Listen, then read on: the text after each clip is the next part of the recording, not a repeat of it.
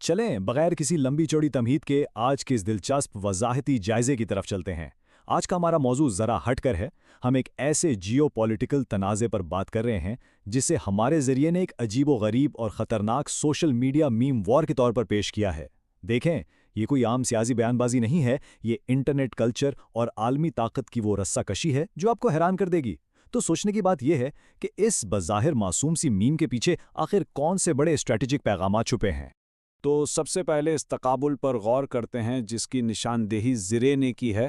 ایک طرف امریکہ کے سابق صدر ڈونلڈ ٹرمپ کا وہ مشہور دعویٰ ہے کہ ان کے پاس تمام کارڈز موجود ہیں، یعنی امریکہ کے پاس مکمل طاقت اور سارے آپشنز ہیں۔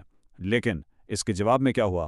زرے کے مطابق ایران کی فوج کے ترجمان نے بظاہر ایک مذاق مگر بہت گہرے پیغام والی یونو گیم کی میم شیئر کر دی، اور اس میں کیا تھا؟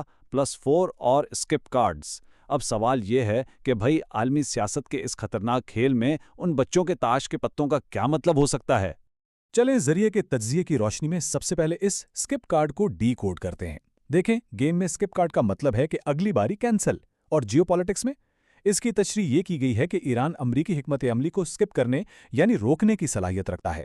مطلب یہ کہ ایران آبنۂ ہرمز جیسے انتہائی اہم بحری راستے کو بلاک کر سکتا ہے، اور یوں وہ خطے میں امریکی بحریہ کی ہر چال اور پیش قدمی کو مکمل طور پر ناکام بنا دے گا۔ یہ ایک بہت بڑا دعویٰ ہے۔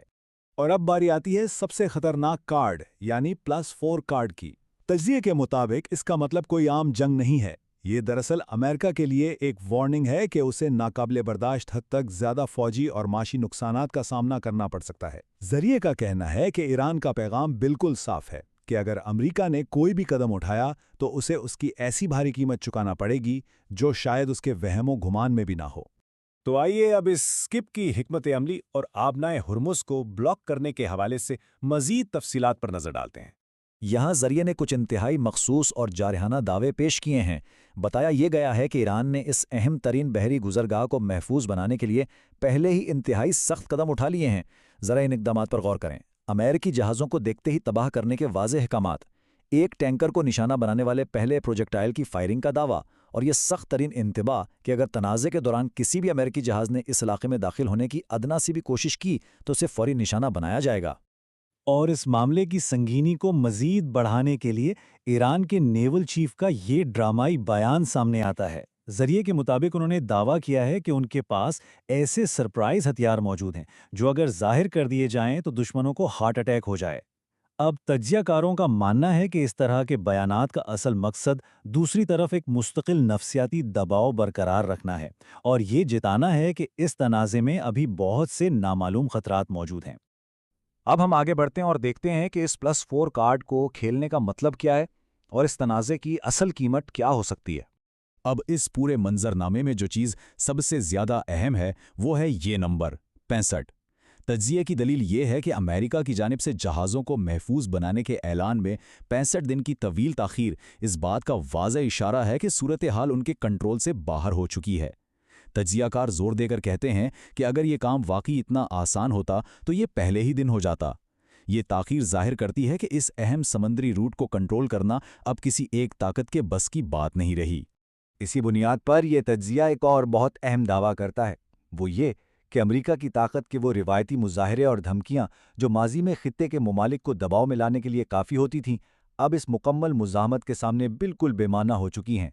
ذریعے کے مطابق اب ان دھمکیوں کو محض گیدڑ بھپکیاں سمجھا جا رہا ہے کیونکہ خطے میں طاقت کا توازن بظاہر تبدیل ہو چکا ہے۔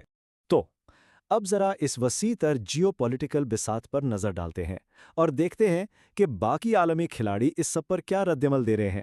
یہاں مختلف ممالک کے رد عمل کا تقابل بہت اہم ہے۔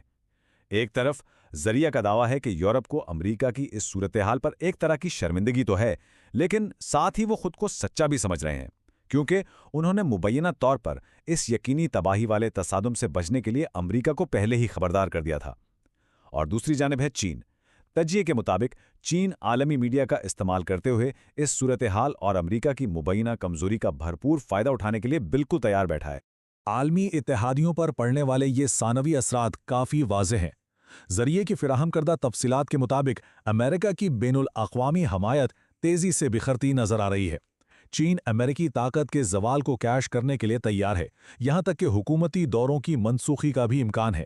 यूरोप यकीनी तबाही के खौफ से किसी भी फौजी इत्तेहाद का हिस्सा बनने से गुरेजा हैं, और इसराइल इस बात से शदीद खौफजदा है कि अगर ईरानी ताकत को बेकाबू छोड़ दिया गया तो वो मजीद प्रॉक्सी हमलों के लिए फंडिंग का सबब बनेगी। अलगर्ज ये तज्जिया एक ऐसे अमेरिका की तस्वीर कशी करता है जो इस मामले में बिल्कुल तन्हा होता जा रहा है। अब बात करते हैं इस प्रॉक्सी नेटवर्क की साख्ती लचक और मजबूती की। यहाँ तज्जिए ने एक बहुत मजबूत दलील पेश की है। वो ये बताते हैं कि किस तरह पिछले 2 सालों में अहम कमांडरों और एटमी साइंसदानों को निशाना बनाने के बावजूद ये प्रॉक्सी नेटवर्क कमज़ोर होने के बजाय आज साख्ती तौर पर मज़ीद गहरा और मजबूत हो चुका है। और मुस्तकबिल करीब के लिए क्या इम्कानात हैं? ज़रिए का दावा है कि अगर ईरान पर दबाव कम होता है तो ये बिला रोक-टोक फंड सीधे हिजबुल्लाह और यमन जैसे इत्तेहादियों की तरफ मुंतकिल होंगे, जो इस नेटवर्क को मज़ीद ख़तरनाक हद तक ताकतवर बना देंगे। और इसी बात को साबित करने के लिए ज़रिए ने ख़ास तौर पर इस अदद यानी 11 का हवाला दिया है। तज्जिए के मुताबिक हिजबुल्लाह की जानिब से हाल ही में जो 11 ड्रोन्स और मिसाइल फायर किए गए वो इस बात का ठोस सबूत है कि ये प्रॉक्सी ताकत न सिर्फ पूरी तरह फ़ाल है बल्कि मुसलसल मजबूत हो रही है। आप कह सकते हैं कि ये इस +4 कार्ड की एक बिल्कुल अमली मिसाल है जिसका हमने शुरू में जिक्र किया था। और अब हम इस तज्जिए के आखिरी और सबसे अहम हिस्से की तरफ आते हैं, आखिरी चाल या हतमी कशमकश। इस पूरे तज्जिए की सबसे दिलचस्प बात इस बंद गली की वजाहत है जिसमें अमरीका बज़ाहिर फंस चुका है। तज्जिए के मुताबिक अमरीका इस वक्त 2 ऐसे ऑप्शंस के दरमियान खड़ा है जिनमें से किसी में भी जीत नहीं है। ऑप्शन ए, फौजी कार्रवाई करें लेकिन फिर उन सरप्राइज हथियारों और तबाहकुन नुकसानात का सामना करने के लिए तैयार रहें, और ऑप्शन बी, मुकम्मल तौर पर पीछे हट जाएं, जिसका सीधा सा मतलब है आलमी सतह पर जिल्लत आमीज़ साख्त का नुकसान और मुल्की इंतखाबात में इंतहाई बुरे नताइज भुगतना। ये वाकई एक मुश्किल सूरत हाल है।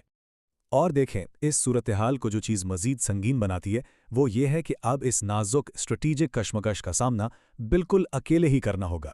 जायजे के मुताबिक इसकी वजह यह है कि इस तसादुम का ख़तरा इतना ज़्यादा है कि आलमी इत्तेहादी इसमें कोई भी फ़ौजी मदद फराहम करने से सरीहन इनकार कर रहे हैं। उनके नज़दीक इस जंग में शामिल होने का मतलब सिर्फ़ और सिर्फ मुश्तरका तबाही है। तो ये सारी बहस हमें एक हतमी और इंतहाई गौर तलब सवाल की तरफ ले आती है। हमने देखा कि ज़रिए ने किस तरह ऊनो गेम के कार्ड्स की तशबीहात को इस्तेमाल करते हुए ताकत की इस ख़तरनाक आलमी कशमकश का नक्शा खींचा। तो अब सवाल यह है कि एक ऐसे तनाज़े में जहां दोनों ही फरीक पूरी शिद्दत से ये दावा कर रहे हों कि जीतने वाले कार्ड्स उन्हीं के हाथ में हैं, तो बिलाखिर सबसे पहले कौन अपने कार्ड्स फेंकने और हार मानने पर मजबूर होगा? इस सूरत हाल की गैर यकीनी और इसके आलमी असरात वाकई हम सबको सोचने पर मजबूर कर देते हैं। आज के इस वजाहती जायजे में हमारे साथ रहने का बहुत शुक्रिया। सवाल उठाते रहें, नई चीज़ें सीखते रहें और हम जल्दी एक नए और दिलचस्प मौजू के साथ दोबारा मिलेंगे।